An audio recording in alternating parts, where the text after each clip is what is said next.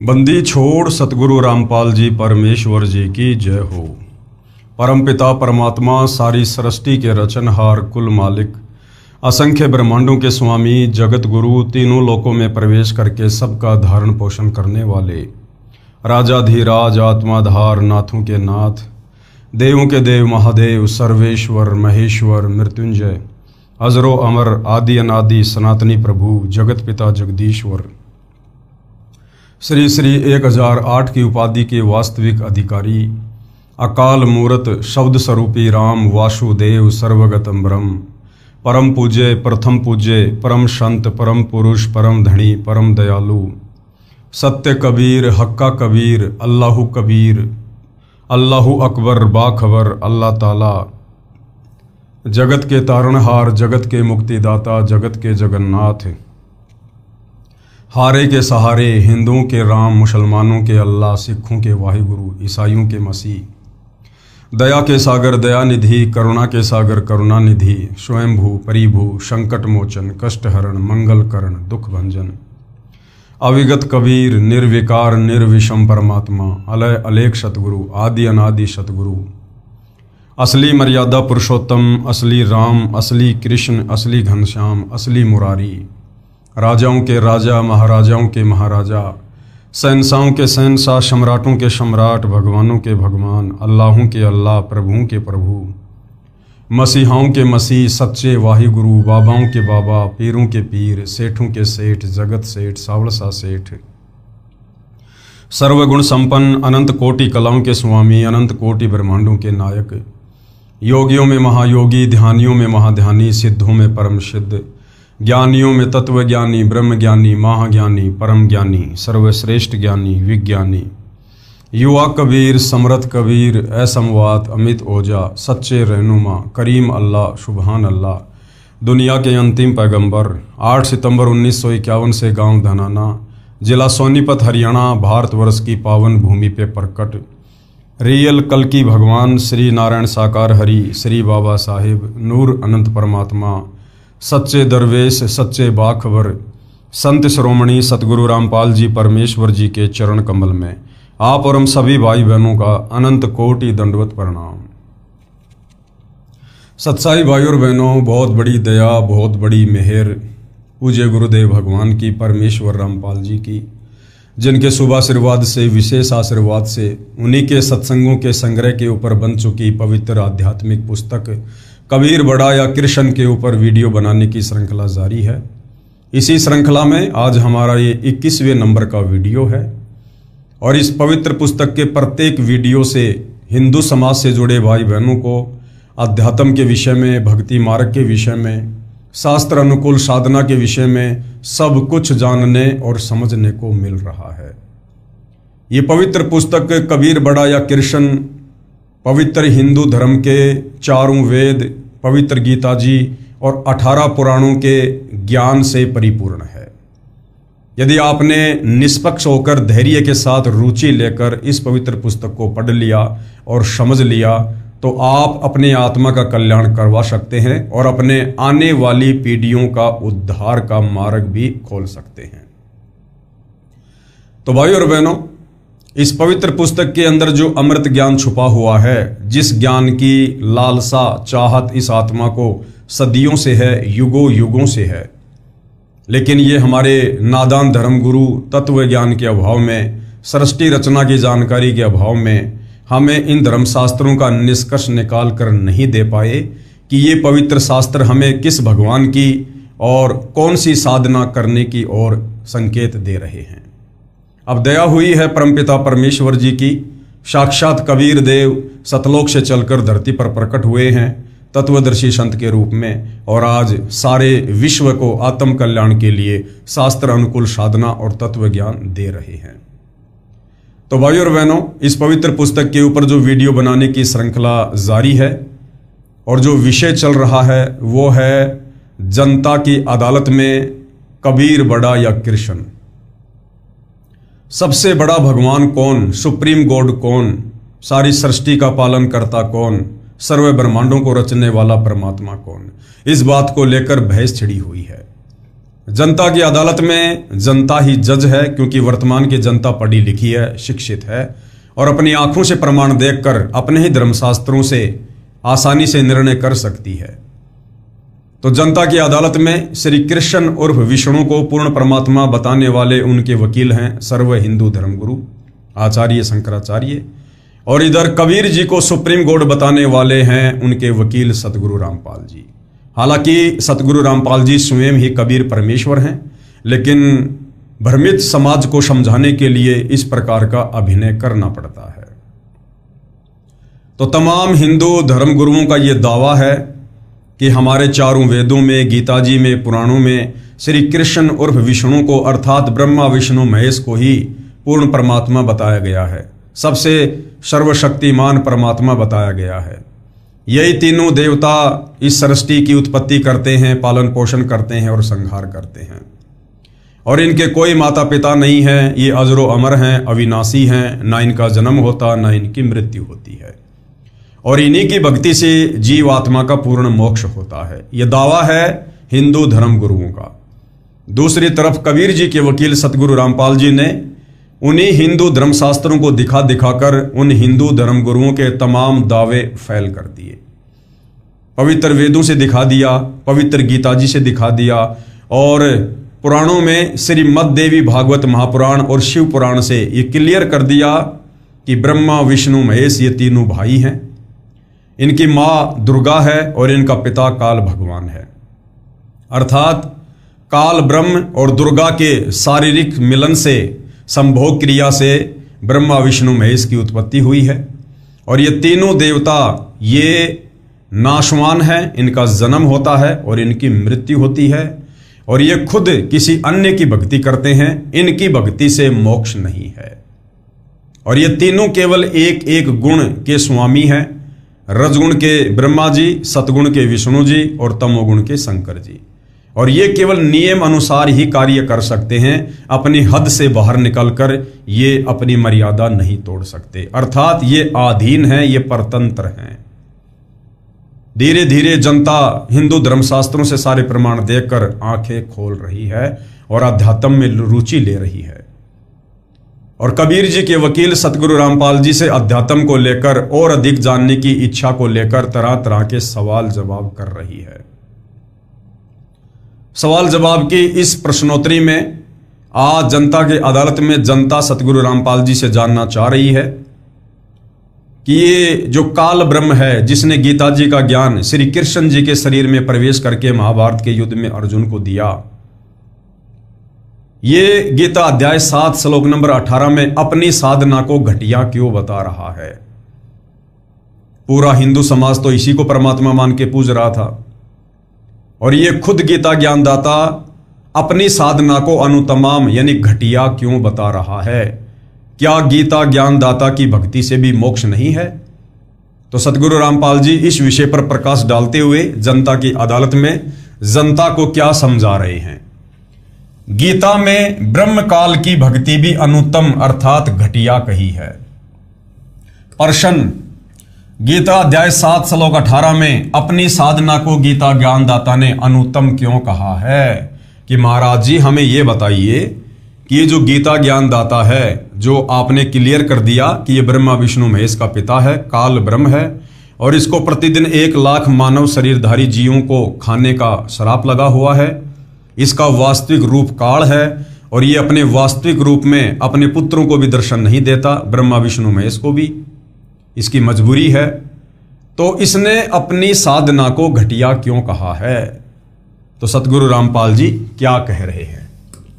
उत्तर, गीता अध्याय 2 श्लोक 12, गीता अध्याय 4 श्लोक 5 और 9, गीता अध्याय 10 श्लोक 2 में गीता ज्ञानदाता यानी ये काल ब्रह्म ये खुद कह रहा है कि हे अर्जुन, मेरे और तेरे बहुत से जन्म हो चुके हैं।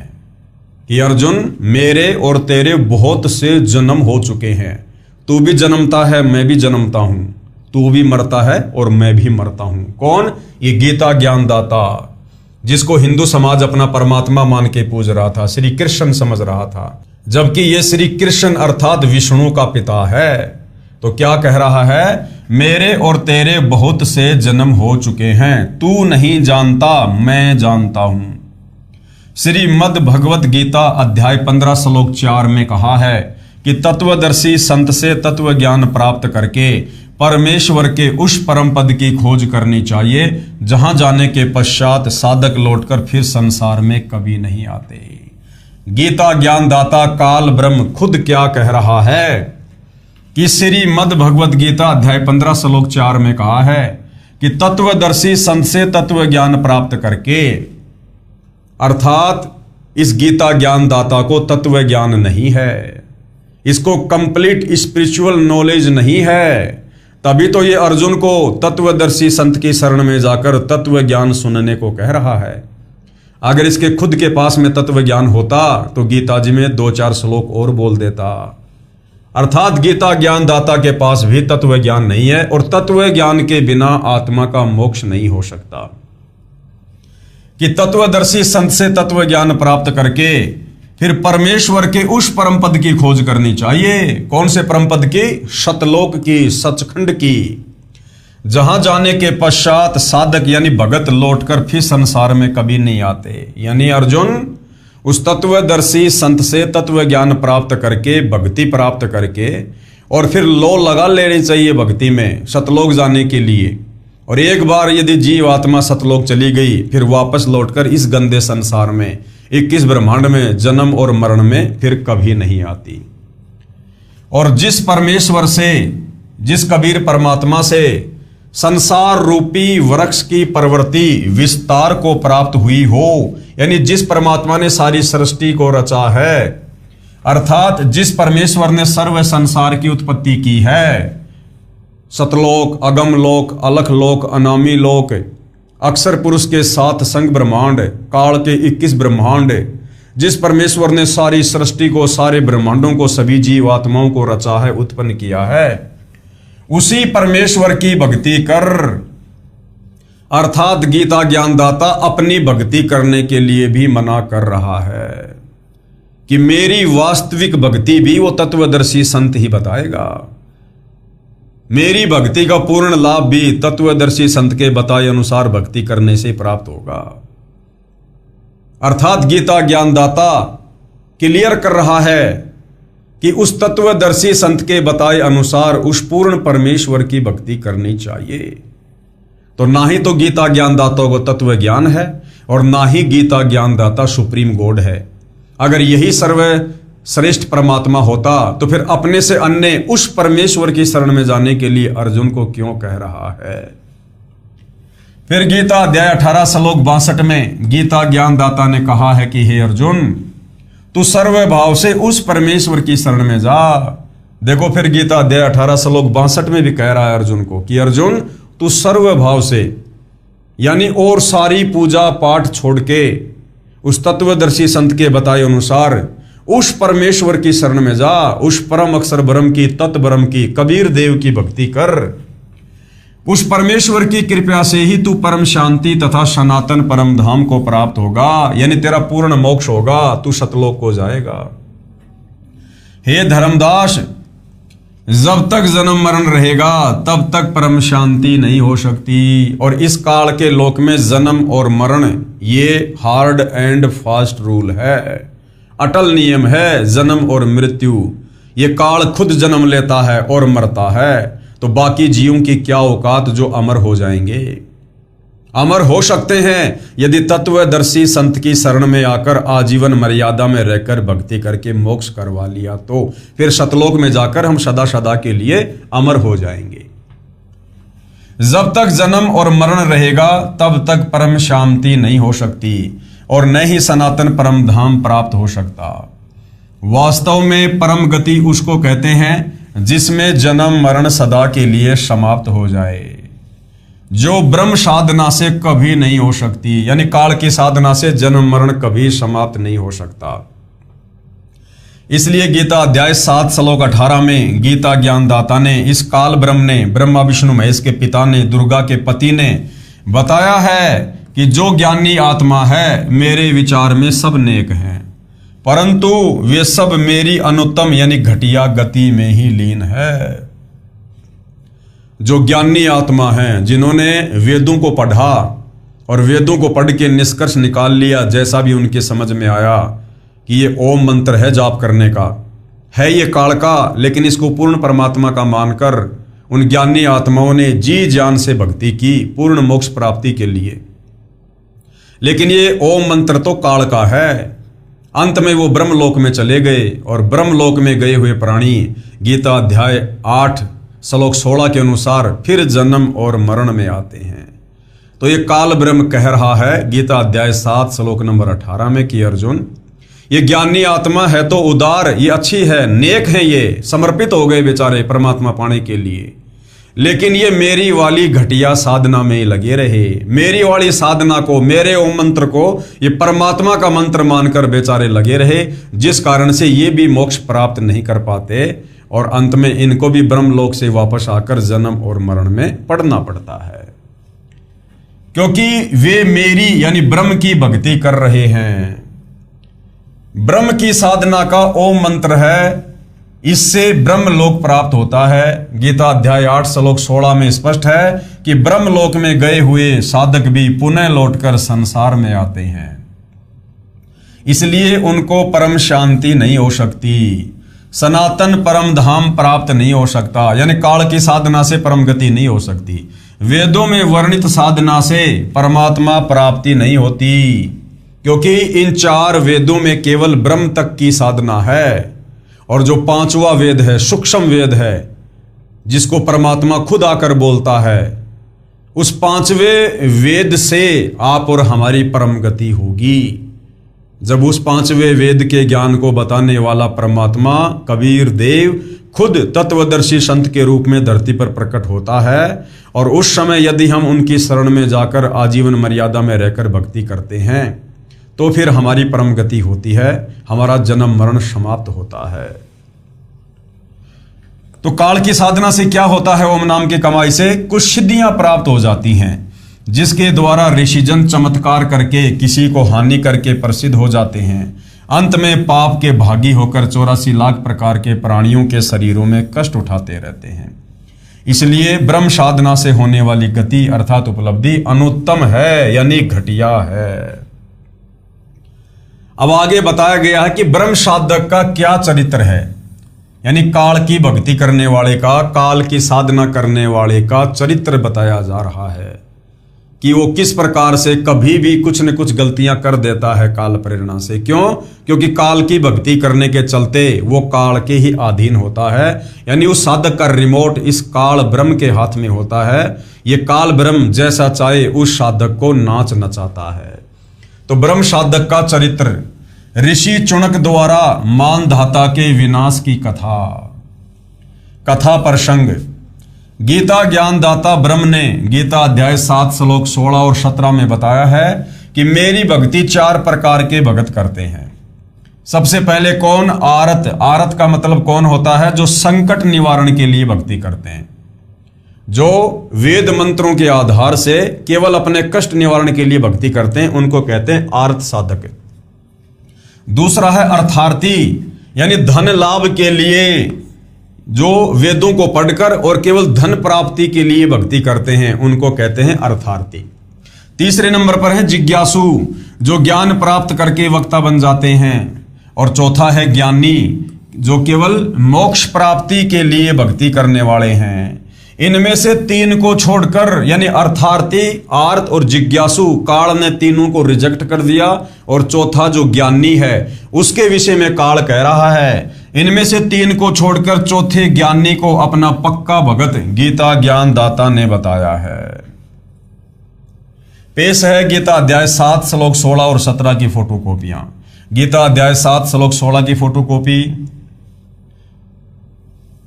चतुर्विधा, यानी 4 प्रकार के साधक, भजनते यानी भजते हैं, माम यानी मुझे, जना, सुकृतिन अर्जुन, आरत जिज्ञासु, अर्थार्थी ज्ञानी, चय भरत वर्षभ। हे भरत वंशियों में श्रेष्ठ अर्जुन, उत्तम कर्म करने वाले अर्थार्थी, आर्त, जिज्ञासु और ज्ञानी, ऐसे 4 प्रकार के भगत जन मुझको भजते हैं, यानी मेरी भक्ति करते हैं। फिर आगे देखिए गीता अध्याय 7 श्लोक नंबर 17 की फोटोकॉपी।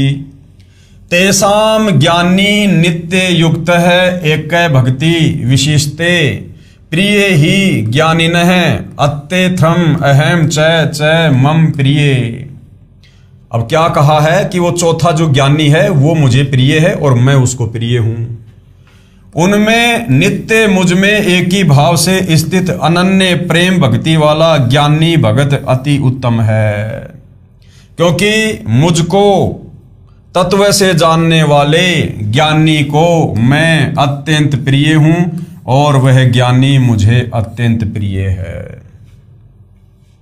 क्योंकि वो जो ज्ञानी भगत होता है वो बेचारा ना कोई वक्ता बनने की चाहत रखता है, ना कोई धन कमाने की चाहत रखता है, ना कोई अपना संकट निवारण चाहता है। वो चाहता है कि किसी प्रकार से मेरा जन्म और मरण, ये मेरा रोग कट जाए, मुझे परम गति प्राप्त हो जाए। उसके लिए वो अपने घर परिवार शरीर आदि की चिंता ना करके और वेदों का निष्कर्ष निकाल कर अपनी बुद्धि स्तर से ओम नाम को सर्वश्रेष्ठ मंत्र परमात्मा का मान के और वो आत्म कल्याण के लिए भजन करता है। तो काल कहता है कि वो जो अनन्य भाव से यानी केवल सर्व भाव से जो मुझ काल की ओम नाम के साथ में साधना करता है बिना किसी जिज्ञासा के निष्काम भाव से, वो ज्ञानी भगत मुझे प्रिय है। ज्ञानी की विशेषता क्या बताई है? ज्ञानी वह होता है जिसने जान लिया कि मनुष्य जीवन केवल मोक्ष प्राप्ति के लिए ही प्राप्त होता है। उसको यह भी ज्ञान होता है कि पूर्ण मोक्ष के लिए केवल एक परमात्मा की भक्ति करनी चाहिए। पूर्ण मोक्ष के लिए केवल एक ही परमात्मा की भक्ति करनी चाहिए, अन्य किसी और की नहीं। यानी व्यभिचारणी भक्ति इस मार्ग में नहीं चलती है।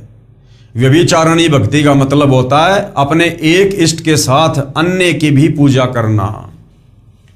उसको यह भी ज्ञान होता है कि पूर्ण मोक्ष के लिए केवल एक परमात्मा की भक्ति करनी चाहिए। अन्य देवताओं जैसे रजगुण ब्रह्मा जी, सतगुण विष्णु जी तथा तमगुण शिव जी की भक्ति से पूर्ण मोक्ष नहीं होता। उन ज्ञानी आत्माओं को गीता अध्याय 4 श्लोक 34 तथा यजुर्वेद अध्याय 40 मंत्र 10 में वर्णित तत्वदर्शी संत न मिलने के कारण है। अब वो ज्ञानी आत्मा भाई और बहनों क्यों मार खा गई? क्योंकि उनको तत्वदर्शी संत नहीं मिला। कौन तत्वदर्शी संत? जिसका जिक्र गीता जी और वेदों में है। उन ज्ञानी आत्माओं को गीता अध्याय 4 श्लोक 34 तथा यजुर्वेद अध्याय 40 मंत्र 10 में वर्णित तत्वदर्शी संत ना मिलने के कारण उन्होंने वेदों से स्वयं निष्कर्ष निकाल लिया कि ब्रह्म समर्थ परमात्मा है, कि यह काल ही समर्थ भगवान है और ओम इसकी भक्ति का मंत्र है। इस साधना से ब्रह्म लोक प्राप्त हो जाता है, यही मोक्ष है। इसलिए वो बेचारे ज्ञानी भी धोखा खा जाते हैं। पेश है यजुर्वेद अध्याय 40 मंत्र 15 की फोटोकॉपी। ये देखिएगा, ये श्लोक आप जियों के सामने है भाई और बहनों। वायु अनिलम अमृतम थेदम भस्मांतरम शरीरम ओम कृत्युषमर किल्वेशमर और कृत्युषमर। गुरुदेव ने प्रत्येक शब्द का यहां पर शब्दार्थ किया है। हम सीधा सीधा इसके भावार्थ पे चलेंगे। ये फोटोकॉपी यजुर्वेद अध्याय 40 मंत्र 15 की है। इसका अनुवाद महर्षि दयानंद आर्य समाज प्रवर्तक ने किया है, जो गलत है। इसके मूल पाठ में स्पष्ट किया है कि ओम कृत्युषमर किल्वेशमर और कृत्युम समर, यानी ओम नाम का जाप कार्य करते करते हुए करो, विशेष कसक के साथ सुमरण करो और मानव जन्म का मुख्य उद्देश्य मानकर सुमरण करो। महर्षि दयानंद जी ने लिखा है कि जिसका ओम नाम उसको स्मरण कर, उसको याद कर, यानी जिसका ओम मंत्र है ना उसको याद कर, यानी काल को याद कर, ब्रह्म को याद कर, ओम मंत्र का जाप नहीं करना। यह कहना है महर्षि दयानंद जी का। अर्थात इन्होंने वेदों के अर्थों का अनर्थ किया है। महर्षि दयानंद जी ने लिखा है कि जिसका ओम नाम है उसको सुमर, यानी उसको याद कर। यहीं से गलत अर्थ हो जाता है। हमने वेद के मंत्र को देखना है, अनुवाद गलत है उसे छोड़ देना है। इस यजुर्वेद अध्याय 40 मंत्र 15 का यथार्थ अनुवाद इस प्रकार है।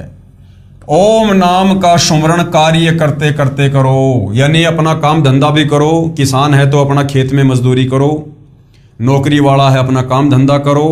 वो कार्य करते करते भी जो मंत्र है उसका जाप करो और विशेष तड़प के साथ करो।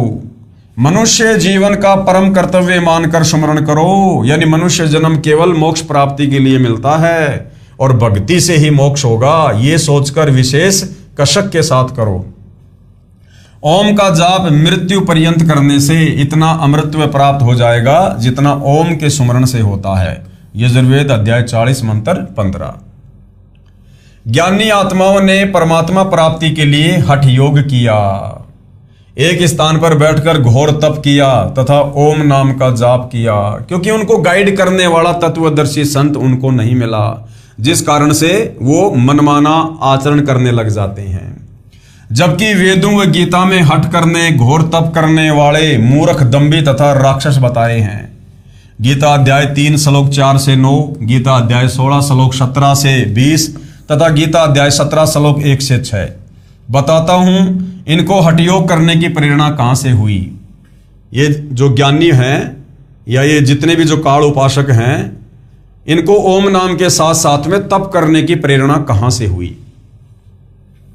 श्री देवी पुराण गीता प्रेस गोरखपुर से प्रकाशित सचित्र मोटा टाइप के 3रे स्कंद में लिखा है कि ब्रह्मा जी ने अपने पुत्र नारद को बताया कि जिस समय मेरी उत्पत्ति हुई, ब्रह्मा जी खुद कह रहा है कि मेरी भी उत्पत्ति हुई है, जबकि हमारे नादान धर्मगुरु श्री ब्रह्मा जी को सृष्टि का कर्ता, सृष्टि का उत्पत्ति कर्ता, प्रजापति ना जाने क्या क्या संज्ञा देते हैं कि सब ब्रह्मा जी से उत्पन्न हुए हैं, ब्रह्मा जी का कोई जन्म नहीं हुआ। जबकि ब्रह्मा जी खुद स्वीकार करते हैं कि बेटा नारद, मेरी उत्पत्ति कमल के फूल पर हुई। श्री ब्रह्मा जी ने अपने पुत्र नारद को बताया कि जिस समय मेरी उत्पत्ति हुई मैं कमल के फूल पर बैठा था। आकाशवाणी हुई कि तप करो तप करो, मैंने 1000 वर्ष तप किया। अब उस समय तक तो ब्रह्मा जी ने वेदों की शक्ल भी नहीं देखी थी। जब काल ने इसको कमल के फूल पर सचेत किया और जैसे ही ब्रह्मा जी होश में आया और चारों तरफ देखा, यहां तो चारों तरफ जल ही जल है, पृथ्वी का कोई नामो निशान नहीं है। 1000 वर्ष तक ब्रह्मा जी घूमता रहा, अन्वेषण करता रहा, ब्रह्मा जी को कहीं पृथ्वी दिखाई नहीं दी। फिर इस काल ने, ब्रह्मा के पिता ने, काल ब्रह्म ने, गीता ज्ञानदाता ने आकाशवाणी की और कहा तप करो तप करो। तो ब्रह्मा जी ने तप करना शुरू किया और तप करने से ब्रह्मा जी को सिद्धियां प्राप्त हो गई। ब्रह्मा जी की बैटरी चार्ज कर दी काल ने। उसके बाद फिर आगे चलकर समुद्र मंथन में ब्रह्मा जी को वेद प्राप्त हुए और बाद में ब्रह्मा जी ने देखा कि वेदों में तो भैया कोई ब्रह्म परमात्मा है और उसका ओम मंत्र है। तो ब्रह्मा जी ओम मंत्र का जाप करने लगे और जो आकाशवाणी हुई थी, जो काल ने की थी, साथ में वो तप भी करने लगे और यही रोग फिर आगे ब्रह्मा जी के वंशजों को लग गया। तो क्या बताया ब्रह्मा जी ने नारद को कि बेटा नारद, श्री ब्रह्मा जी ने अपने पुत्र नारद को बताया कि जिस समय मेरी उत्पत्ति हुई, यानी मेरा जन्म हुआ, मैं होश में आया, मैं कमल के फूल पर बैठा था, आकाशवाणी हुई कि तप करो, मैंने 1000 वर्ष तक तप किया। पेश है गीता अध्याय 3 श्लोक 4 और 9 की फोटोकॉपियां। ये देखिएगा। न करणाम अनार मंभात नैष्क्रम्य पुरुष अश्नुते न च सन्न्यसनात एवं सिद्धिम समाधि गच्छति। ये देखिएगा, परंतु किसी भी मार्ग के अनुसार कर्मों का स्वरूप से त्यागने की आवश्यकता नहीं है, क्योंकि मनुष्य न तो कर्मों का आरंभ किए बिना निष्कर्मता को यानी योग निष्ठा को प्राप्त होता है और न कर्मों के केवल त्यागने मात्र से सिद्धि यानी सांख्य निष्ठा को ही प्राप्त होता है। आगे देखिए, गीता अध्याय 3 श्लोक नंबर 5 की फोटोकॉपी है। ये श्लोक भाई और बहनों आप जियों के सामने है, आप जी पढ़ सकते हैं। हम सीधा सीधा इसके हिंदी अनुवाद पे चलेंगे। निसंदेह कोई भी मनुष्य किसी भी काल में क्षण मात्र भी बिना कर्म किए नहीं रहता, क्योंकि सारा मनुष्य समुदाय प्रकृति जनित गुणों द्वारा परवश हुआ कर्म करने के लिए बाध्य किया हुआ है। प्रकृति जनित गुणों द्वारा, ये प्रकृति कौन है? ये दुर्गा है। ये ब्रह्मा विष्णु महेश दुर्गा के पुत्र हैं। प्रकृति जनित यानी इस प्रकृति के माध्यम से, ये प्रकृति कौन? दुर्गा, काल की पत्नी। काल और दुर्गा के संयोग से, शारीरिक मिलन से ब्रह्मा विष्णु महेश की उत्पत्ति हुई है। और उसके बाद में इस काल ने तीनों पुत्रों को एक एक गुण से युक्त कर दिया। रजगुण से ब्रह्मा को, सतगुण से विष्णु को, तमोगुण से शंकर को। और पूरे प्राणी समुदाय को, सभी जीवों को इन्हीं तीन गुणों के अंतर्गत बांध दिया। यानी ब्रह्मा विष्णु महेश के माध्यम से, तीनों गुणों के प्रभाव से ये काल यहां पर अपनी सृष्टि चला रहा है। तो प्रकृति जनित यानी दुर्गा के द्वारा उत्पन्न तीनों गुणों द्वारा, यानी ब्रह्मा विष्णु महेश के द्वारा परवश हुआ कर्म करने के लिए बाध्य किया जाता है। गीता अध्याय 3 श्लोक 6 की फोटोकॉपी। श्लोक आप जियों के सामने है। हम सीधा सीधा इसकी हिंदी अनुवाद पे चलेंगे। जो मूढ़ बुद्धि मनुष्य समस्त इंद्रियों को हठपूर्वक ऊपर से रोककर मन से उन इंद्रियों के विषयों का चिंतन करता रहता है, वह मिथ्याचारी अर्थात दंभी कहा जाता है। गीता अध्याय 3 श्लोक 7 की फोटोकॉपी। किंतु हे अर्जुन, जो पुरुष मन से इंद्रियों को वश के अनासक्त हुआ समस्त इंद्रियों द्वारा कर्म योग का आचरण करता है, वही श्रेष्ठ है। आगे देखिए गीता अध्याय 3 श्लोक 8 की फोटोकॉपी। तो शास्त्र विहित कर्तव्य कर्म कर, यानी शास्त्रों में जो भक्ति करने के लिए कहा है तो केवल वही भक्ति कर, क्योंकि कर्म न करने की अपेक्षा कर्म करना श्रेष्ठ है, तथा कर्म ना करने से तेरा शरीर निर्वाह भी नहीं सिद्ध होगा। यानी भक्ति भी कर और साथ में अपना काम धंधा भी कर। गीता अध्याय 3 श्लोक 9 की फोटोकॉपी। यज्ञ के निमित्त किए जाने वाले कर्मों से अतिरिक्त दूसरे कर्मों में लगा हुआ ही ये मनुष्य समुदाय कर्मों से बंधता है। यानी जो भक्ति कर्म करने चाहिए उसके अलावा हम जो कर्म करेंगे वो हमारे बंधन का कारण बनता है। इसलिए हे अर्जुन, तू आसक्ति से रहित होकर उस यज्ञ के निमित्त ही भली भांति कर्तव्य कर्म कर। उपरोक्त गीता अध्याय 3 के श्लोक 4 और 9 में कहा है कि मनुष्य समुदाय प्रकृति यानी दुर्गा जनित यानी दुर्गा देवी से उत्पन्न तीनों गुण ब्रह्मा रजगुण, विष्णु सतगुण तथा शिव तमगुण जीव को कर्म करने के लिए बाध्य करते हैं, जिस कारण से कोई भी जीव किसी समय में भी कर्म किए बिना नहीं रह सकता। जो मूर्ख ढोंग करके एक स्थान पर बैठकर साधना करते दिखाई देते हैं, वे तन हट करते हैं, यानी हट योग करके तप करते हैं। मन से अन्य बातों को चिंतन करते रहते हैं, वे दंभी कहे जाते हैं। इसके बजाय मन को ज्ञान से रोककर अपने कर्म करते हुए साधना करना श्रेष्ठ है। कर्म ना करने यानी एक स्थान पर आसन विशेष पर बैठकर तप आदि करने की अपेक्षा कर्म करते हुए साधना करना श्रेष्ठ है। हे अर्जुन, यदि कर्म न करेगा, एक स्थान पर बैठ गया तो तेरा निर्वाह कैसे चलेगा। यज्ञ यानी धार्मिक अनुष्ठानों के निमित्त किए जाने वाले कर्मों के अतिरिक्त दूसरे कर्मों में लगा हुआ मनुष्य समुदाय कर्मों से बंधता है, यानी भक्ति तथा सत्संग व सेवा दान आदि ना करके अन्य कर्म करने से मानव को कर्म बांधते हैं, यानी जन्म मरण के चक्कर में डालते हैं। इसलिए हे अर्जुन, तू धार्मिक अनुष्ठान व भक्ति के निमित्त कर्तव्य कर्म कर, घोर तरफ मत कर। यानी गीता जी तो तप करने के लिए मना कर रही है, और हमारे जितने भी साधु संत महात्मा ऋषि थे वो ओम नाम के साथ में तप किया करते थे। तो ये तप की बीमारी इस काल ब्रह्म ने ब्रह्मा जी के माध्यम से सबको लगा रखी है।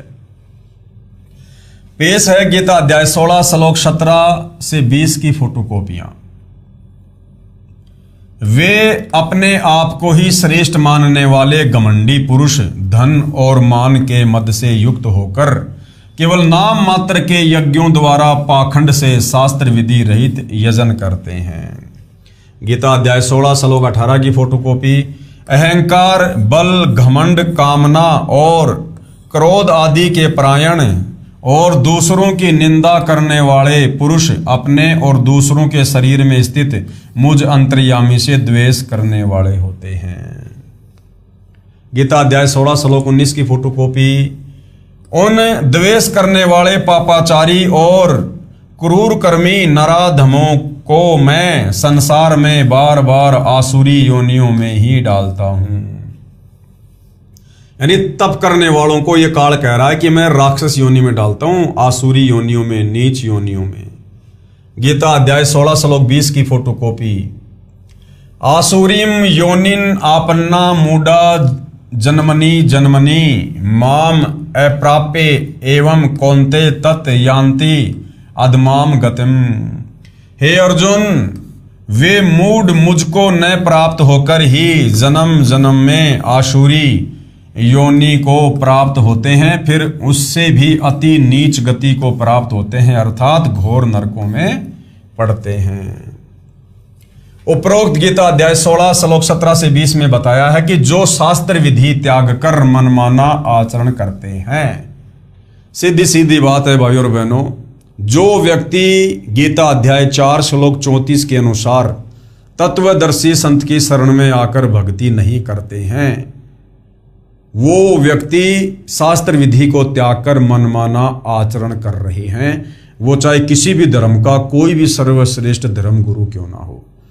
और सीधा सीधा अर्थ यह है कि वर्तमान में इस धरती पर सतगुरु रामपाल जी को अपना सतगुरु धारण ना करके कोई भी धर्मगुरु, कोई भी व्यक्ति मंदिर, मस्जिद, चर्च, गुरुद्वारे किसी भी देश में, पृथ्वी के किसी भी कोने पर जो भी भक्ति कर रहा है वो शास्त्र विधि को त्याग के मनमाना आचरण है। वे अपने आप चुनी हुई भक्ति साधना करते हैं। जैसे हमारे हिंदू धर्मगुरु अपने मनमुखी मंत्र जाप बना लेते हैं, राधे राधे श्याम मिला दे, हरे राम हरे कृष्णा, जय जय राम सीताराम, ओम नमो भागवते वासुदेवाय नमः। तो वो अपने आप ही अपनी साधना को चुन लेते हैं काल प्रेरणा से और अपने अनुयायियों को दे देते हैं, जिस कारण से वो भी नरक में और उनके भगत भी नरक में। वे अपने आप चुनी हुई भक्ति साधना करते हैं। वे अपने आप को ही श्रेष्ठ मानने वाले घमंडी पुरुष शास्त्र विधि रहित भक्ति करते हैं। ये जितने भी धर्मगुरु हैं सारे के सारे घमंडी हैं, घमंडी, क्योंकि काल प्रेरणा से शास्त्र विरुद्ध साधना कर रहे हैं। अब इनको जो लाभ मिल रहा है, जो महिमा मिल रही है, ये महिमा और लाभ इनको अपने किसी पूर्व मनुष्य जन्म में की गई सत भक्ति के कारण वर्तमान में मिल रही है। यानी पहले इन्होंने कभी किसी जन्म में पूर्ण परमात्मा की शरण में आकर दान धर्म करके जो अपनी आध्यात्मिक बैटरी चार्ज की थी, उसका फल ये वर्तमान में मनुष्य जन्म प्राप्त करके भोग रहे हैं। लेकिन वर्तमान में ये शास्त्र विरुद्ध साधना कर रहे हैं और फिर भी इनको लाभ हो रहे हैं, तो ये सोच रहे हैं कि हम जो कर रहे हैं बस वो सर्वश्रेष्ठ है। इसी धोखे में काल इनको डाल के रखता है। मेरी बात ना मानकर मेरे से द्वेष करने वाले होते हैं। उन द्वेष करने वाले यानी मनमाना आचरण करने वाले, पाप कर्म करने वाले, पापाचारी, यानी जो शास्त्र विधि को त्याग के मनमाना आचरण करता है, समझो पाप कर रहा है। पापाचारी, क्रूर कर्मी और नीच मनुष्यों को संसार में बार बार आसुरी योनियों में डालता हूं। हे अर्जुन, वे मूढ़ यानी मूर्ख मुझको न प्राप्त होकर जन्म जन्म में आसुरी यानी राक्षस योनि प्राप्त जन्म को प्राप्त होंगे। आज ये हमारे धर्मगुरु, साधु संत, महात्मा, ऋषि, मंडलेश्वर, आचार्य, शंकराचार्य, आज ये सब शास्त्र विधि को त्याग के मनमाना आचरण कर रहे हैं। और यदि समय रहते इन्होंने अपने हाथ खड़े नहीं किए और सतगुरु रामपाल जी की शरण में आकर शास्त्र अनुकूल साधना नहीं की, तो गीता जी के अनुसार अगले जन्मों में ये काल इनको आसुरी योनियों में डालेगा, जन्म जन्म आसुरी योनियों में। फिर उससे भी अधमाम यानी अति नीच गति को प्राप्त होते हैं, भूत प्रेत बनेंगे, फिर नरक में जाएंगे। विचार गीता में स्पष्ट है कि जो एक स्थान पर बैठकर घोर तप करते हैं वे मूर्ख राक्षस व्यक्ति हैं, घोर नरक में गिरते हैं, नीच योनियों को प्राप्त होते हैं। आप जी ने श्री देवी पुराण के प्रथम स्कंद के अध्याय 4 में पढ़ा कि श्री विष्णु जी घोर तप कर रहे थे। श्री विष्णु जी ने कहा है कि मैं तप करता रहता हूं, फिर राक्षसों को मारता हूं, कभी अवसर मिला तो लक्ष्मी के साथ सुखपूर्वक समय बिताने का सौभाग्य प्राप्त होता है। गीता जी में तप करने वालों को मूर्ख यानी नराधम नीच मनुष्य राक्षस कहा है। अब बताओ श्री विष्णु जी क्या हैं?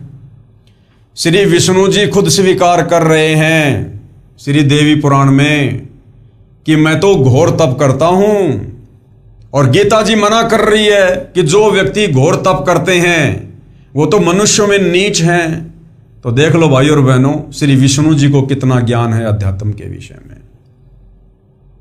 अगर गीता ज्ञान दाता श्री कृष्ण उर्फ विष्णु होता तो क्या श्री विष्णु को इस बात का नहीं पता कि गीता जी में तो जो तप करते हैं उनको नीच की संज्ञा दी है, फिर विष्णु जी खुद क्यों तप करते हैं? अर्थात ये गीता जी का ज्ञान श्री कृष्ण उर्फ विष्णु ने नहीं, बल्कि श्री कृष्ण जी के शरीर में प्रेत की भांति प्रवेश करके इस काल ब्रह्म ने बोला है। श्री विष्णु जी तप करने में लगे रहते हैं। इससे यह भी सिद्ध होता है कि श्री कृष्ण जी को गीता ज्ञान का कै ख भी पता नहीं था। महादुखी रहते हैं, कभी घोर तप करते हैं, सिद्धि प्राप्त करके राक्षसों से युद्ध करते रहते हैं, नारकीय जीवन जी रहे हैं। परमेश्वर कबीर जी ने कहा वह सत्य सिद्ध होता है कि ब्रह्मा विष्णु शिव जी दुखिया जिन ये राह चलाई हो, और साच कहूं तो जगत नहीं माने और झूठूं जगपति आई हो। अब आपके श्री कृष्ण उर्फ श्री विष्णु जी ही गलत साधना करते हैं तो आप उनके पुजारियों का क्या हाल होगा? आपको यथार्थ भक्ति का ज्ञान नहीं है। और आगे पढ़ें गीता अध्याय 17 श्लोक 1 से 6 में। अब धर्मदास जी की आंखें फटी की फटी रह गई सारे प्रमाण देखकर। जैसे गीता अध्याय 16 श्लोक 23-24 में कहा है कि जो साधक शास्त्र विधि को त्याग कर अपनी इच्छा से मनमाना आचरण करते हैं, जैसे धर्मदास भी शास्त्र विधि को त्याग कर अपनी इच्छा से अपने गुरु के कहे अनुसार मनमाना आचरण करने के लिए ही मथुरा में आया हुआ था। उनको न तो कोई सुख की प्राप्ति होती है, न उनको सिद्धि प्राप्त होती है, यानी कोई कार्य सिद्ध नहीं होता, ना उनकी कोई गति यानी मुक्ति होती है। इसलिए अर्जुन, शास्त्रों में वर्णित विधि से साधना कर, चारों वेद और गीता जी जो बता रहे हैं वही भक्ति कर, और फिर तत्वदर्शी संत मिलने के बाद जैसा तत्वदर्शी संत तुझे निर्देशित करे केवल वैसी ही भक्ति कर। अध्याय 16 में कुल 24 श्लोक हैं। इसके पश्चात अध्याय 17 प्रारंभ हो जाता है, जिसके श्लोक नंबर 1 से 6 में इसी से संबंधित प्रसंग है। अर्जुन ने गीता अध्याय 17 श्लोक 1 में प्रश्न किया कि हे कृष्ण, क्योंकि अर्जुन को तो श्री कृष्ण ही बोलता दिखाई दे रहा था, इसलिए कृष्ण कह रहा है, जबकि श्री कृष्ण जी के शरीर में वो काल प्रवेश था। ये जो मनुष्य शास्त्र विधि त्याग कर श्रद्धा युक्त होकर देव आदि यानी देवी देवताओं की पूजा करते हैं, उनकी स्थिति कौन सी है? सात्विक, राजसी या तामसी? गीता ज्ञान देने वाले ने बताया कि उनकी भक्ति तो शास्त्र विधि त्याग कर मनमाना आचरण ही है, परंतु वे अपने अपने स्वभाव अनुसार भक्ति के लिए इष्ट चुनते हैं। जो अच्छे स्वभाव के यानी जो सात्विक हैं वे देवताओं की पूजा करते हैं। गीता अध्याय 7 श्लोक 12 से 15 तथा 20 से 23 में देवताओं के पुजारियों को राक्षस स्वभाव को धारण किए हुए मनुष्यों में नीच दूषित कर्म करने वाले मूर्ख कहा है। देवताओं की पूजा शास्त्र विधि त्याग कर मनमाना आचरण होने से व्यर्थ बताई है, नहीं करनी चाहिए, क्योंकि गीता जी मना कर रही है देवी देवताओं की पूजा करने के लिए, ब्रह्मा विष्णु महेश की पूजा करने के लिए। जो यक्षों की पूजा करते हैं वे राजस गुण से युक्त हैं, तथा जो भूत प्रेत और पितरों को पूजते हैं, जैसे ये श्राद्ध वगैरह निकालना, उनका स्वभाव तामस गुण युक्त होता है। जो साधक जन शास्त्र विधि से रहित घोर तप को तपते हैं वे दम्भी अहंकारी व्यक्ति शरीर में स्थित मुझे तथा अन्य प्राणियों यानी कमल चक्रों में ब्रह्मा विष्णु शिव गणेश व दुर्गा देवी आदि को, मुझको यानी काल ब्रह्म को भी दुखी करने वाले हैं। उन अज्ञानियों को असुर यानी राक्षस स्वभाव के जान। पेश है गीता अध्याय 17 श्लोक 1 से 6 की फोटोकॉपी। हे कृष्ण, जो मनुष्य शास्त्र विधि को त्याग कर श्रद्धा से युक्त हुए देव आदि का पूजन करते हैं, उनकी स्थिति फिर कौन सी है? सात्विक है अथवा राजसी या तामसी? आगे देखिएगा गीता अध्याय 17 श्लोक 2 की फोटोकॉपी। मनुष्यों की वह शास्त्रीय संस्कार से रहित केवल स्वभाव से उत्पन्न श्रद्धा सात्विकी और राजसी तथा तामसी ऐसे तीनों प्रकार की ही होती है, उसको तू मुझसे सुन। गीता अध्याय 17 श्लोक 3।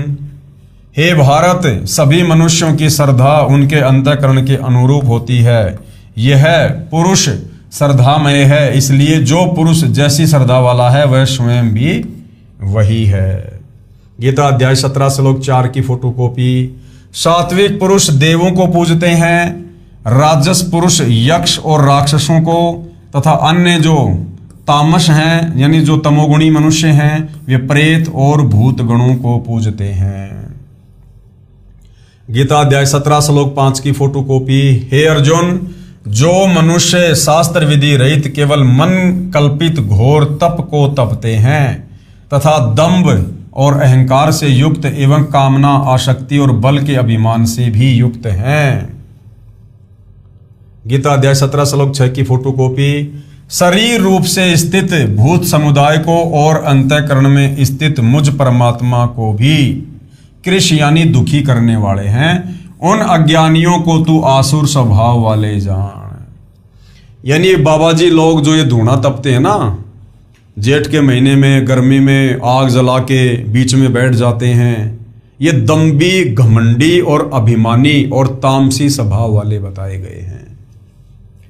कबीर परमेश्वर जी ने कहा कि हे धर्मदास, ब्रह्मा जी को वेद तो बाद में सागर मंथन में मिले, उनको पढ़ा तो यजुर्वेद अध्याय 40 के मंत्र 15 में ओम नाम मिला, उसका जाप तथा आकाशवाणी से सुना हठयोग यानी घोर तप दोनों मिलाकर ब्रह्मा जी स्वयं करने लगे तथा अपने संतानों यानी ऋषियों को बताया। चारों वेदों तथा इन्हीं का निष्कर्ष श्रीमद् भगवद गीता में हठ करने घोर तप करने वालों को राक्षस, क्रूर कर्मी, नराधम यानी नीच व्यक्ति कहा है। अब सोचिए ब्रह्मा जी किस श्रेणी में है। गीता जी में हठ योग करना, तप करना मना है, उनको आसुर स्वभाव वाले मनुष्यों में नीच कहा है, और हमारे ब्रह्मा जी, हमारे विष्णु जी, हमारे शंकर जी, ये तीनों देवता तप करते हैं। तो सोचिए भाई और बहनों ये किस कैटेगरी में है। प्रमाण गीता अध्याय 16 श्लोक 17 से 20 तथा अध्याय 17 श्लोक 1 से 6 में जो अभी हमने ऊपर पढ़े हैं, वही साधना ज्ञानी आत्मा ऋषिजन करने लगे। उन ज्ञानी आत्माओं में से एक चुनक ऋषि का प्रसंग सुनाता हूं। यानी काल ब्रह्म के जो साधक हैं उनका क्या चरित्र है, जिससे आपके प्रश्न का सटीक उत्तर मिल जाएगा। एक चुनक नाम का ऋषि था। कौन था? चुनक नाम का ऋषि था। उसने हजारों वर्षों तक घोर तप किया, यानी वेदों के विरुद्ध साधना की, गीता के विरुद्ध साधना की, मनमाना आचरण किया तथा ओम नाम का जाप किया। यह ब्रह्म की भक्ति यानी काल की भक्ति है।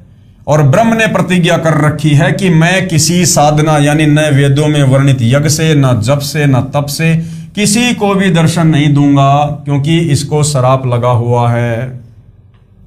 गीता अध्याय 11 श्लोक 48 में कहा कि हे अर्जुन, तूने मेरे जिस रूप के दर्शन किए अर्थात मेरा ये काल रूप देखा, ये मेरा स्वरूप है। इसको न तो वेदों में वर्णित विधि से देखा जा सकता है, न किसी जप से, न तप से, न यज्ञ से तथा न किसी अन्य क्रिया से देखा जा सकता है। गीता ज्ञानदाता ने गीता अध्याय 7 श्लोक 24-25 में स्पष्ट किया है कि यह मेरा अविनाशी विधान है कि मैं कभी किसी को दर्शन नहीं देता, अपनी योग माया से यानी सिद्धि से छुपा रहता हूं। और ये मूर्ख लोग मुझे मनुष्य रूप अर्थात कृष्ण रूप में मान रहे हैं। जो सामने सेना खड़ी थी उसकी ओर संकेत करके गीता ज्ञानदाता यानी काल ब्रह्म कह रहा था। कहने का भाव था कि मैं कभी किसी को दर्शन नहीं देता, अब तेरे ऊपर अनुग्रह करके ये अपना रूप दिखाया है। भावार्थ, वेदों में वर्णित विधि से तथा अन्य प्रचलित क्रियाओं से ब्रह्म प्राप्ति नहीं है, इसलिए उस चुनक ऋषि को परमात्मा प्राप्ति तो हुई नहीं, सिद्धियां प्राप्त हो गई। ओम नाम का जाप और साथ में तप करने से चुनक ऋषि को सिद्धियां प्राप्त हो गई। ऋषियों ने उसी को भक्ति की अंतिम उपलब्धि मान लिया। जिसके पास अधिक सिद्धियां होती थी वह अन्य ऋषियों से श्रेष्ठ माना जाने लगा। यही उपलब्धि चुनक ऋषि को हुई थी। एक मानधाता चक्रवर्ती राजा था। चक्रवर्ती वो होता है जिसका पूरी पृथ्वी पर शासन हो। उसके पास 72 अक्षौणी यानी 72 करोड़ सेना थी। राजा ने अपने अधीन राजाओं को कहा कि जिसको मेरी पराधीनता स्वीकार नहीं है वे मेरे साथ युद्ध करें। एक घोड़े के गले में एक पत्र बांध दिया कि जिस राजा को राजा मानदाता की अधीनता स्वीकार ना हो वो इस घोड़े को पकड़ ले और युद्ध के लिए तैयार हो जाए।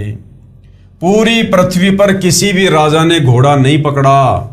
घोड़े के साथ कुछ सैनिक भी थे। वापस आते समय ऋषि चुनक ने पूछा कि कहाँ गए थे सैनिकों। उत्तर मिला कि पूरी पृथ्वी पर घुमाए, किसी ने घोड़ा नहीं पकड़ा, किसी ने राजा का युद्ध नहीं स्वीकार किया। ऋषि ने कहा कि मैंने ये युद्ध स्वीकार कर लिया। काल ब्रह्म के साधक का चरित्र कैसा होता है? दंभी, अभिमानी, घमंडी। मानदाता ने जो घोड़ा छोड़ा था कि भाई अगर कोई मेरे से युद्ध करना चाहे तो इस घोड़े को पकड़ ले, किसी ने घोड़ा नहीं पकड़ा।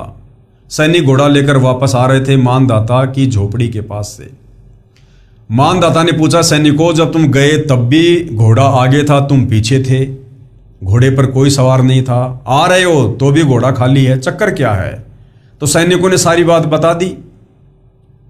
तो चुनक ऋषि ने उस राजा के अभिमान को तोड़ने के लिए और घोड़े को पकड़ लिया कि मैंने तुम्हारे राजा मानदाता का युद्ध स्वीकार कर लिया, मेरे से युद्ध करो और अपना घोड़ा ले जाओ। अब भाइयों और बहनों, यदि चुनक ऋषि को वास्तव में तत्वदर्शी संत प्राप्त होता तो ये आफत वो कभी मोल नहीं लेता। उसे अपने मनुष्य जीवन के लक्ष्य का पता होता कि मैंने भैया सांसारिक झमेलों से बाहर निकलकर, राजा लोग अपना काम करेंगे, करते रहेंगे, मैं बीच में टांग क्यों अड़ाऊं, मैं भगत हूं, मेरा काम भक्ति करना है, अपना मोक्ष प्राप्त करना है। लेकिन काल के साधक का चरित्र होता है दंभी, घमंडी, अभिमानी। कब काल रिमोट दबा के उसको प्रेरणा कर दे। तो काल ने चुनक ऋषि को प्रेरणा कर दी और चुनक ऋषि ने राजा मानदाता के युद्ध को स्वीकार कर लिया, क्योंकि काल ने तो उसकी दुर्गति करवानी थी। उसकी सारी भक्ति कमाई जो उसने ओम नाम के जाप की तप की वो नष्ट करवानी थी। तो काल प्रेरणा से चुनक ऋषि ने वो युद्ध स्वीकार कर लिया, जबकि करनी चाहिए थी भक्ति, लेकिन काल वश था, इसलिए काल के रिमोट से चल रहा था और कहा कि मैंने तुम्हारे राजा का युद्ध स्वीकार कर लिया। ऋषि ने कहा कि मैंने यह युद्ध स्वीकार किया। सैनिक बोले, हे कंगाल, तेरे पास खाने को तो दाने नहीं और युद्ध करेगा महाराजा मानदाता के साथ। ऋषि चुनक जी ने घोड़ा पकड़कर पेड़ से बांध लिया। मानदाता राजा को पता चला तो युद्ध की तैयारी हुई। राजा ने 72 अक्षौणी सेना की 4 टुकड़ियां बनाई। ऋषि पर हमला करने के लिए एक टुकड़ी 18 अक्षौणी, एक अक्षौणी में लगभग पैदल प्लस रथों पर, हाथियों व घोड़ों पर सवार सैनिक 2,18,000 होते थे, सेना भेज दी। दूसरी ओर ऋषि ने अपनी सिद्धि से 4 पुतलियां बनाई। अब उसने चुनक ऋषि ने क्या किया? जो उसने डले ढोए थे, जो साधना की थी, तप किया था, जो सिद्धियां आ गई थी, उसने आध्यात्मिक अपनी सिद्धि से 4 एटम बम तैयार कर लिए, पुतलियां तैयार कर ली। एक पुतली छोड़ी जिसने राजा की 18 अक्षौणी सेना का नाश कर दिया। राजा ने दूसरी टुकड़ी छोड़ी, ऋषि ने दूसरी पुतली छोड़ी, उसने दूसरी टुकड़ी 18 अक्षौणी सेना का नाश कर दिया। इस प्रकार चुनक ऋषि ने मानदाता राजा की 4 पुतलियों से 72 अक्षौणी सेना नष्ट कर दी, जिस कारण से महर्षि चुनक की महिमा पूरी पृथ्वी पर फैल गई। इस अनर्थ के कारण सर्वश्रेष्ठ ऋषि माना गया। हे धर्मदास, जिंदा रूपधारी परमात्मा बोले, ऋषि चुनक ने जो सेना मारी, ये पाप कर्म ऋषि के संचित कर्मों में जमा हो गए। अब हत्या चाहे किसी की जुबान से कर दो, चाहे सिद्धि से कर दो, या चाहे किसी हथियार से कर दो, वो उसके पाप कर्मों में लिखे जाते हैं। ऋषि चुनक ने जो ओम एक अक्षर का जाप किया, वह उसके बदले ब्रह्मलोक में जाएगा, फिर अपना ब्रह्मलोक का सुख समय व्यतीत करके पृथ्वी पर जन्मेगा। जो हठ योग तप किया, उसके कारण पृथ्वी पर राजा बनेगा। फिर मृत्यु के उपरांत कुत्ते का जन्म होगा, और जो 72 अक्षौणी सेना मारी थी वह अपना बदला लेगी। कैसे? कुत्ते के सिर में जख्म होगा और उसमें कीड़े बनकर 72 अक्षौणी सेना अपना बदला चुकाएगी। ये है काल की भक्ति की उपलब्धि।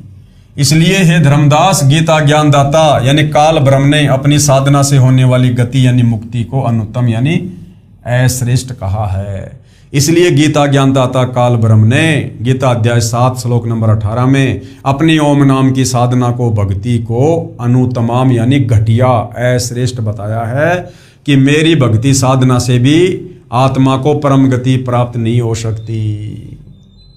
अब श्री कृष्ण जी के वकील जो जनता की अदालत में श्री कृष्ण जी की पैरवी कर रहे हैं, उनको सर्वश्रेष्ठ परमात्मा बता रहे हैं, वो क्या कह रहे हैं? श्री कृष्ण जी ने मोर ध्वज राजा के पुत्र तामर ध्वज को जीवित किया था। जो आरे यानी लकड़ी काटने का जो औजार होता है, लकड़ी को चीरने का, उस आरे से बीचों बीच चीर कर 2 फाड़ कर दिया था, वो मर गया था। क्या इनमें शक्ति नहीं है? अब जनता की अदालत में श्री कृष्ण जी के वकील हिंदू धर्मगुरु कह रहे हैं, जब देखा कि हमारी तो हर प्रकार से मिट्टी पलित कर दी कबीर जी के वकील सतगुरु रामपाल जी ने, हमारे ब्रह्मा विष्णु महेश को नाशवान घोषित करके, इनके माता पिता हैं, इनकी जन्म और मृत्यु होती है, ये सुप्रीम कोर्ट नहीं है, और जनता भी अपनी आंखों से देख रही है कि भाई कबीर जी के वकील सारी बातें सही कह रहे हैं। तो अपनी बेइज्जती होती देखकर अंत में श्री कृष्ण जी के वकील हिंदू धर्म गुरुओं ने अंत में एक दाव खेला कि हमारे श्री कृष्ण जी ने राजा मोर ध्वज के बेटे तामर ध्वज को और बीचों बीच आरे से चीरकर शरीर के 2 भाग करके जो मर चुका था फिर वापस उसको जोड़ के जीवित कर दिया। तो क्या श्री कृष्ण जी में शक्ति नहीं है क्या? ये भगवान नहीं है क्या? तो कबीर जी के वकील सतगुरु रामपाल जी भोली भाली जनता का किस प्रकार से ज्ञान आधार से समाधान कर रहे हैं कि भैया मैंने कब कहा कि इनमें शक्ति नहीं है, मैंने कब कहा कि ये भगवान नहीं है। इनमें शक्ति भी है, ये भगवान भी हैं, लेकिन इनकी शक्तियां सीमित है और ये केवल अपने अपने क्षेत्र के भगवान हैं, ये कंप्लीट भगवान नहीं हैं। तो राजा मोर ध्वज के पुत्र तामर ध्वज को चीरकर श्री कृष्ण जी ने क्यों जीवित कर दिया, इसके पीछे का कारण क्या था? और श्री कृष्ण जी महाभारत के युद्ध में मारे गए अपने सगे भांजे अभिमन्यु को जीवित क्यों नहीं कर पाए? मोर ध्वज के बेटे तामर ध्वज को तो चीर के जीवित कर दिया श्री कृष्ण ने, लेकिन महाभारत के युद्ध के समय चक्रव्यूह में श्री कृष्ण जी का खुद का सगा भांजा सुभद्रा का बेटा, क्योंकि सुभद्रा श्री कृष्ण जी की बहन थी, जब सुभद्रा का बेटा यानी अर्जुन का बेटा अभिमन्यु चक्रव्यूह में मारा गया था, सुभद्रा रो रही थी, अर्जुन रो रहा था। सुभद्रा अपने भाई श्री कृष्ण से प्रार्थना कर रही थी कि हे केशव अपने भांजे को जीवित कर दो, आपने तो मोर ध्वज के बेटे तामर ध्वज को भी जीवित कर दिया था, तो श्री कृष्ण जी अपने सगे भांजे अभिमन्यु को जीवित क्यों नहीं कर पाए?